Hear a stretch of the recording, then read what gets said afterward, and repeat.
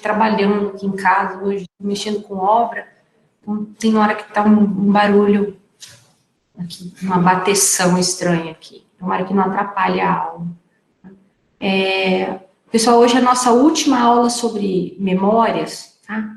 Então eu fiz uma organização aqui do conteúdo para a gente poder atender tanto a parte teórica quanto a parte de exercícios, né, priorizando o que eu considero que é mais importante para ajudá-los, né?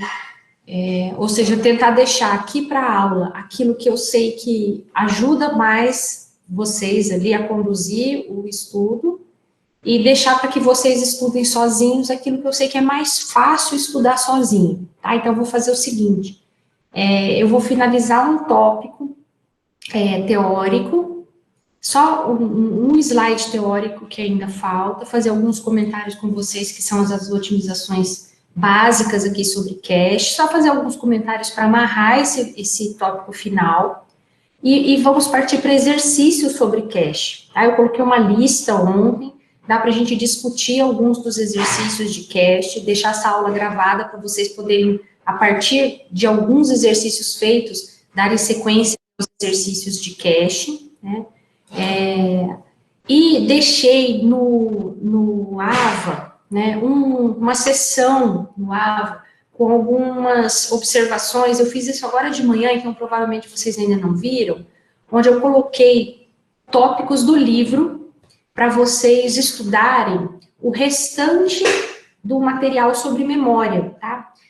Se vocês forem ver os slides que já estão com vocês há dias, né, sobre memórias, eles seguem, tá? Ou seja, depois dessas otimizações básicas de cache, tem várias outras otimizações, que são chamadas aqui otimizações avançadas de cache, e depois uma parte de tecnologia de memória, que fala de memória RAM, só que são tópicos mais informativos, né? Não geram exercícios, não tem fórmulas, não tem conteúdo que precisa de um entendimento, assim, com profundidade.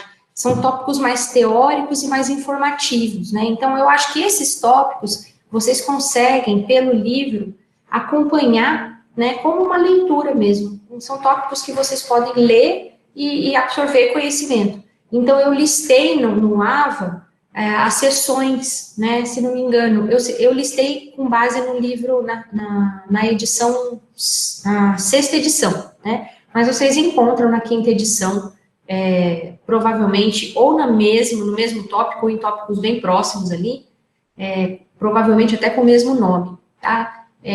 No capítulo de hierarquia de memória, na parte de otimizações avançadas de cache, e tem um apêndice também de memória que tem todo o resumo não, mas toda a revisão sobre o projeto de cache, para quem está vendo cache pela primeira vez, né? Então, eu listei lá no AVA essas sessões, esses capítulos, para que vocês estudem essa parte final, né? Então, quando vocês forem revisar para a prova, né, vocês vão ver nesses slides que a gente vai ter videoaulas, né, até um certo ponto, que é até a aula de hoje, e desse ponto em diante, vocês vão estudar, vão fazer uma leitura sozinhos, tá? Que são, até vou passar aqui para vocês verem os slides, ó, essas otimizações avançadas, essas 5 aqui, tá? Estão expressas aqui em slides, tá? E lá no livro, com teoria, com discussões, com gráficos, tá? Então, tá bem, é uma leitura até tranquila, porque o livro, ele é até extenso, né? Porque ele explica com bastante cuidado todos os itens, né? Exatamente para deixar bem claro, como uma história mesmo, assim, vai construindo um conhecimento, né, de tal forma a deixar bem claro cada um dos tópicos, tá? Então, a gente vai, eu vou comentar só essas básicas aqui, tá? Porque elas são, eu acho que uma extensão bem clara do que a gente viu até agora, tá? Então, lembrando com vocês aqui, deixa eu abrir uma telinha nova. Deixa eu diminuir a temperatura aqui, que já fez calor. Se a gente for lembrar uma fórmula básica de desempenho de cache, aquela tempo médio de acesso à memória, a gente viu que depende, né, de um hit time, um tempo de acerto, mais a taxa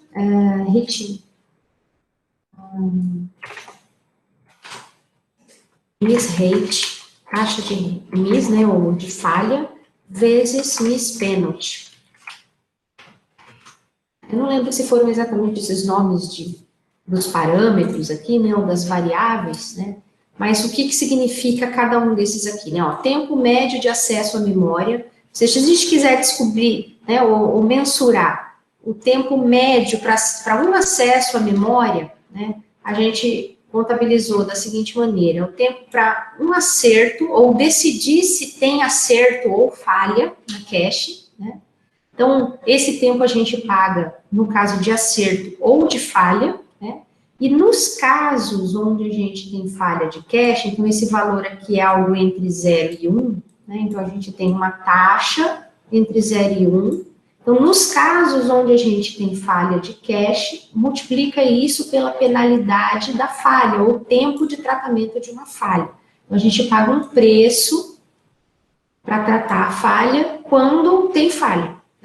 Então, quando a gente olha essa fórmula aqui, né, e ela embute, né, nela que todos os parâmetros que influenciam o tempo, né, de um acesso à memória, se a gente quer ter ganho de acesso, né, ganho nos acessos à memória, né, ou melhorar o desempenho dos acessos à memória, a gente precisa trabalhar sobre um desses parâmetros aqui, né, qualquer um deles, tá? Bom, se a gente trabalhar sobre hit time, legal, né? Provavelmente, trabalhar sobre hit time não é o mais eficiente aqui, ou eficaz, porque hit time está sendo somado, né? Aqui não vai ter tanta diferença. O miss rate vai fazer muita diferença, tá? Porque a taxa de falha, né, está multiplicando o miss penalty. Então, se você diminui miss rate, né, faz muita diferença nessa fórmula aqui, né, no resultado dessa equação.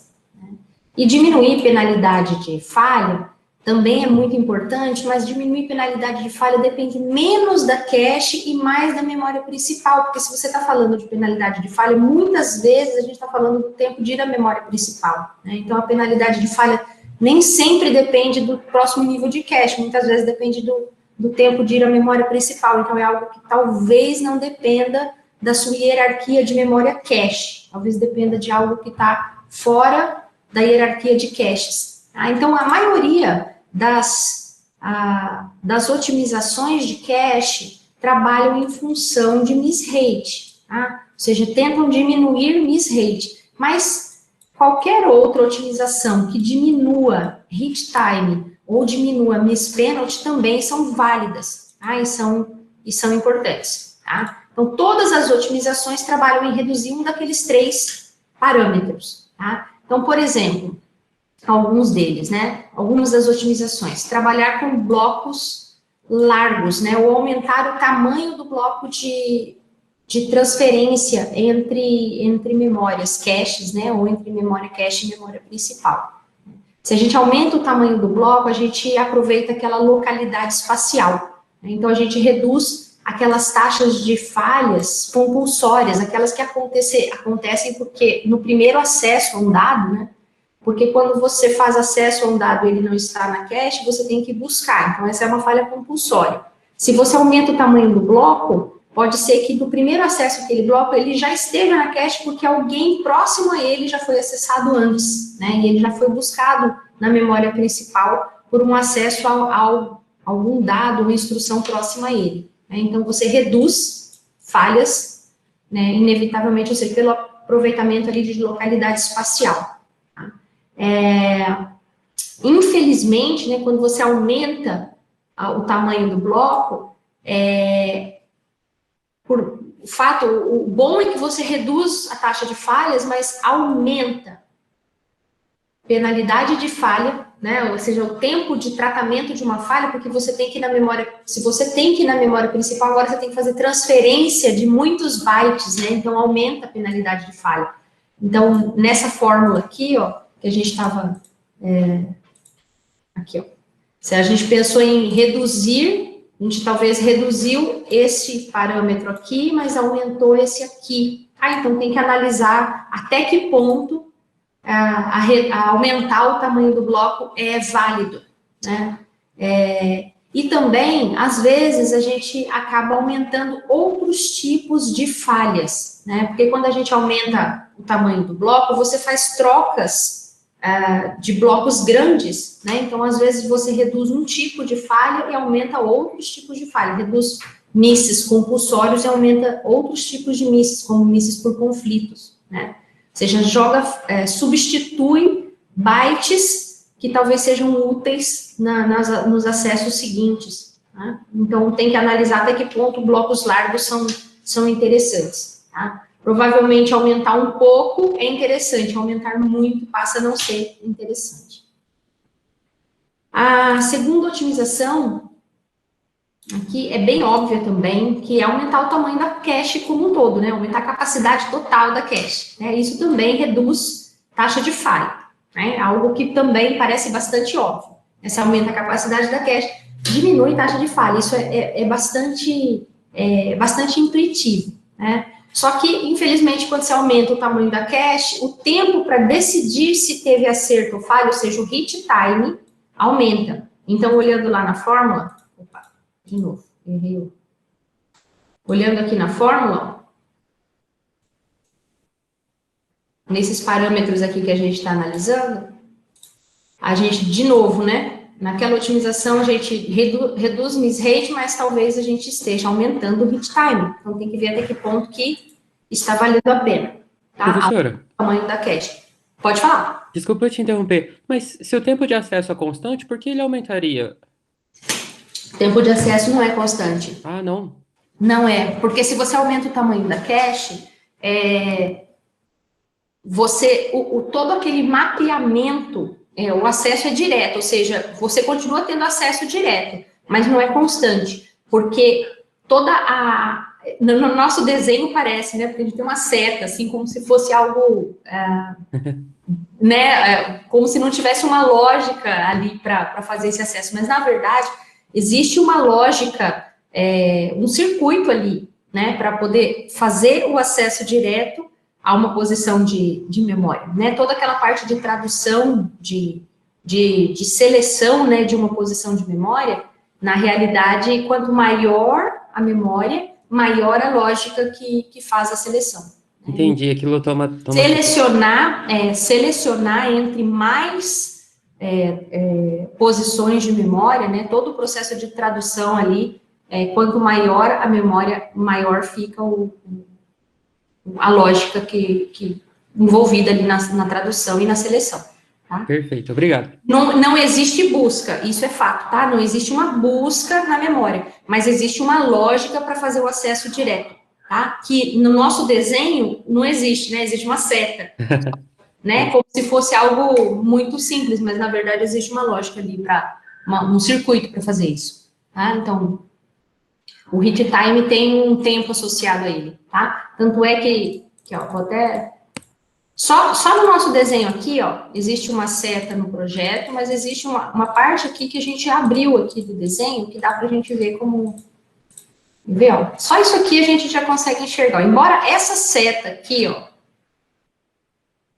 seja direta, a gente não está vendo nenhum circuito para fazer isso aqui, tá? Isso aqui dá para a gente até dizer que foi rápido, que foi direto, mas aqui embaixo, ó, tá vendo que tem comparador e lógico, ou lógico aqui embaixo e multiplexação. Tudo isso aqui faz parte do hit time, tá? Toda essa lógica aqui é circuito combinacional para decidir se teve hit ou não, tá vendo?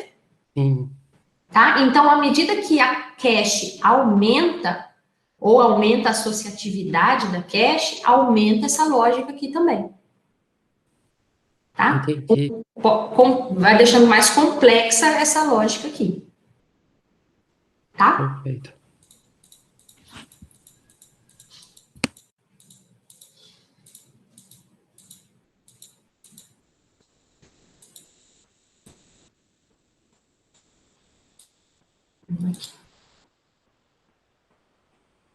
Aqui, a terceira, ó, né, vem ao encontro aí do que eu acabei de falar, ó, aumentar a associatividade, né? Quando a gente aumenta a associatividade da cache, a gente introduziu uma complexidade ali na cache que certamente reduz, né, algumas falhas, né, relativas a conflitos, né, a gente reduz as falhas por conflitos, mas a gente aumenta o hit time por causa de toda aquela lógica de comparadores em paralelo, né, e aumenta certamente a questão de power, né, de consumo energético na área também, né, então a gente causa algum acréscimo em área, algum acréscimo em power, que tem que ser levado em consideração para ver até que ponto que isso é viável, possível, e até que ponto que vale a pena, né.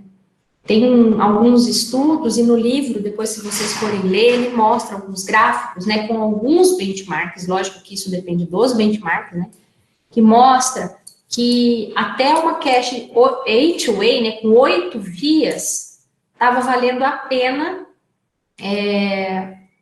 você aumentar a associatividade, ou seja, de 2 para 4 teve melhorias, de 4 para 8 teve melhoria, de 8 para 16 não melhorou, de 16 para 32 não melhorou, ou seja, parar em 8 já era suficiente, né, então, depois disso, você só aumentava a área, aumentava consumo, aumentava custo na cache e não melhorava em termos de taxa de falhas ou em desempenho. Tá? Ou até melhorava a taxa de falhas, mas de repente o hit time aumentava tanto que a conta final, né, não reduzia, o resultado final não compensava. A próxima aqui, ó, aumentar a quantidade de níveis de cache. Essa a gente viu também, né, que à medida que a gente passou de um nível de cache para 2 níveis de cache, a gente se aproveitou, né, de vantagens, tentar mitigar as desvantagens, né, e aproveitar as vantagens, né? Por exemplo, a vantagem de ter uma cache pequena é porque o hit time é legal, ou seja, o hit time é pequenininho, né? O hit time é baixo, o tempo de decidir se tem acerto ou falha numa cache pequena é bem baixo, né? A desvantagem de uma cache pequena é que a taxa de falhas é maior, né? Então, a gente aproveitar uma cache pequena perto do processador é legal, né? E deixar um segundo nível de cache maior, né? Com um hit time um pouco maior, né? E uma taxa de falhas menor, né? Aí a gente mitiga, ou seja, esconde um pouquinho a desvantagem da cache L1 usando a cache L2, né? E aproveita a vantagem da L1 tendo ela perto do processador. Então, níveis de cache dão essa sensação final, esse resultado final. Você ter, como se você tivesse a vantagem de todas elas e escondesse as desvantagens, né? Mitigasse as desvantagens quando você usa todos os níveis de cache em conjunto, né? Então, níveis de cache tendem a ganhar bastante em desempenho, tá? Quando você usa em overall, né, assim, você usa isso em conjunto, né, você reduz esse tempo de acesso à memória, né, e por isso que essa é uma tendência que realmente se mantém, tá, níveis de cache. Esse penúltimo aqui, ó, dar prioridade a read, né, aos writes, né? Vamos tentar entender o que isso significa, né? Quando a gente tem writes, né, ou falhas de writes, na verdade, não é a prioridade, as falhas de writes, as falhas de escrita, elas custam muito, porque falhas de escrita, ou, na verdade, escritas de uma maneira geral, né, você imagina se a gente tem aquele protocolo write-through, né, todas as escritas disparam uma escrita na memória principal, né, então as escritas custam muito, né, e elas são muito importantes, porque escritas modificam dados, né, leituras, você pode fazer várias leituras em paralelo, mas escritas você tem que fazer em sequência, né? As escritas têm que ser feitas em sequência, porque se você dispara escritas em paralelo, você perde completamente o controle, né, da corretude dos dados, né? Então, escritas, elas limitam, né? Elas criam uma sequência que é um gargalo, né? Ela limita o desempenho, né, do programa, né, do que você está mensurando ali. Então, Aqui também no processamento, no nível que a gente está olhando, as escritas limitam bastante. Né? Então, quando as escritas são implementadas usando buffers, né? Funciona da seguinte maneira: ninguém quer esperar que as escritas terminem para que a gente possa fazer uma leitura. Né? Então, as escritas funcionam assim: os valores e os endereços, né, de uma escrita, que é só isso que a gente precisa saber numa escrita, né? Para qual endereço e qual o valor. Né? Elas são escritas num buffer, né? E uma vez que elas são escritas num buffer, a escrita pode ser disparada, a operação de escrita pode ser disparada de tal maneira que o processador não precisa ficar esperando, né, que a escrita termine lá no seu extremo, né, que é a memória principal, para poder dar continuidade para aquilo que ele está fazendo. Né? Então, todas as outras operações, né, que vêm em sequência, precisam olhar o que tem no buffer antes de saber se podem dar sequência às suas operações ou não. Por exemplo, se a gente tem uma determinada escrita no buffer, programada, né, num determinado endereço de memória, para um determinado valor, né, um determinado valor vai ser escrito num determinado endereço de memória, e isso ainda está no buffer, né, isso ainda não foi completado na memória principal, uma outra leitura não pode, né, não pode acontecer, né, uma outra falha de leitura não pode ser tratada antes daquela escrita acontecer, então tem que ser respeitada. Tá? Mas se não existe um conflito de endereço, né, a leitura que está sendo tratada, a falha de leitura que está sendo tratada, não tem conflito com aquela escrita ou aquelas escritas que estão no buffer, a gente pode dar andamento para a falha de leitura e deixar as escritas acontecerem no tempo delas. Né? Então, é isso que é dar prioridade para as falhas de leitura sobre as escritas. Né? Se não existir conflito entre as falhas de leitura com relação ao que está nos buffers de escrita, as falhas de leitura podem ser tratadas antes para acelerar o processo. Tá? Então, é isso que está sendo dito nesse item aqui. Tá? Então, a gente reduz penalidade de falha, tá? Porque pelo menos as falhas de leitura vão ser tratadas mais rapidamente. Tá? Você não precisa ficar sequencializando todas as operações. Pelo menos as de leitura que não tenham conflito com aquelas de escrita podem caminhar mais rapidamente. Tá? E por último, tá? Algo que essas duas últimas, a gente não pensou nelas no decorrer dos nossos projetos, tá? Por isso que eu estou dando mais ênfase, porque a gente não tinha pensado em nenhuma dessas duas. Essa última aqui, pessoal, é porque tem a ver com memória virtual e a gente não entrou nesse tópico, tá?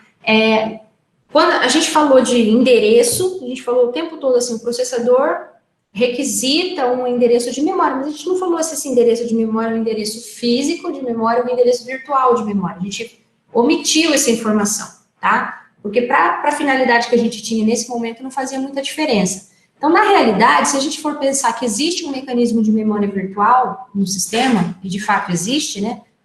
O endereço que o processador estava tratando, era um endereço virtual, tá? Não um endereço físico. Então, deveria existir um mecanismo de tradução de um endereço virtual para um endereço físico, tá? Em algum momento. Tá? Então, evitar tradução do endereço, tá? Na indexação de cache é uma otimização.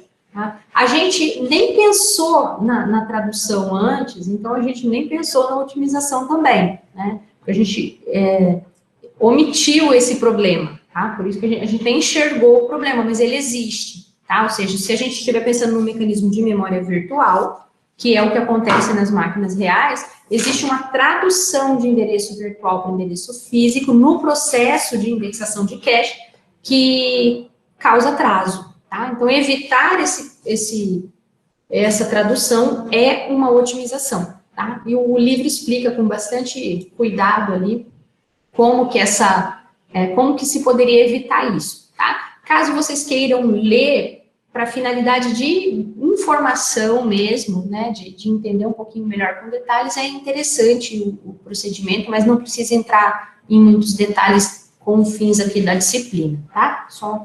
Só caso vocês se interessem mesmo, tá? Tudo tranquilo aqui, pessoal, até aqui, com relação a essas otimizações? Tudo deu para entender um pouquinho esse apanhado sobre caches, e se tiver alguma dúvida, pode perguntar. Tudo tranquilo. Tranquilo, né?